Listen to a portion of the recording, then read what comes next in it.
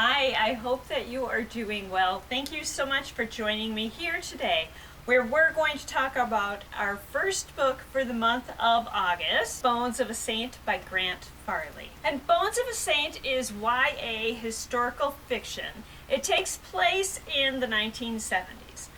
RJ, along with his mom and his siblings, live in Archangel, California, where RJ struggles to be accepted. He has, up until this point, been left alone by the Blackjacks, the local gang who hang out in an old abandoned home. When Mr. Legine, an older gentleman, moves into this house, the Blackjacks plot to get him to leave, and RJ is central to their plan. They tempt RJ into helping them by implying that in return they will leave him, his brother, and his friend alone after they have reclaimed the house. Mr. Legine has a few secrets of his own, and RJ begins to find his involvement with the Blackjacks' plan distasteful. And as such, he begins to resist. It's a resistance motivated by concern for his brother and for Mr. Legine himself. For RJ, the key to finding acceptance lies in breaking the Blackjacks' hold on the entire city of Archangel. A large part of this story's success lies in the period that it takes place in, the 1970s. Here are a couple other books set in the same time period. Burn Baby Burn by Meg Medina, which follows Nora Lopez, a 17-year-old in New York City in the summer of 1977. Not only is the boiling hot city a disaster, Nora has problems of her own. Her brother grows more and more uncontrollable.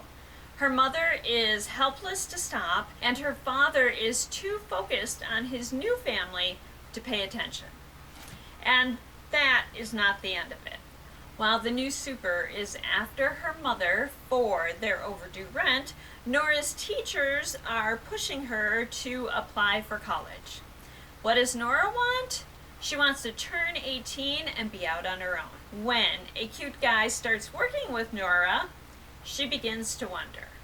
But what's the point of dating when there's a serial killer targeting young couples who stay out too late? Burn Baby Burn will transport its readers back to a time when New York seemed ready to explode and temperatures were running high, where we'll learn how one young woman faces her fears as everything self-destructs around her. The Smell of Other People's Houses by Bonnie Sue Hitchcock. In Alaska of 1970, being a teenager is unlike being a teenager anywhere else. Ruth has a secret that she will be unable to hide forever.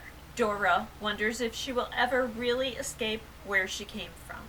Alice is trying to reconcile wanting to be a dancer with her life on a fishing boat, while Hank and his brothers decide that it is safer to run away from home than to stay there, until one of them ends up in terrible danger.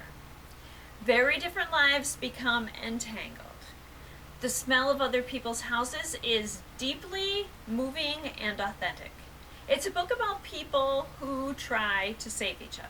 So there we are. I hope that you will join us next time when we're back with A Curse So Dark and Lonely by Bridget Kemmerer. And this is a retelling of the classic fairy tale Beauty and the Beast. And I've already started it, as you can see, and it has been really good so far, so I hope it continues, and we will talk about that next week. Until then, thank you so much for joining me here today, and I hope that you enjoy whatever you read. And thank you.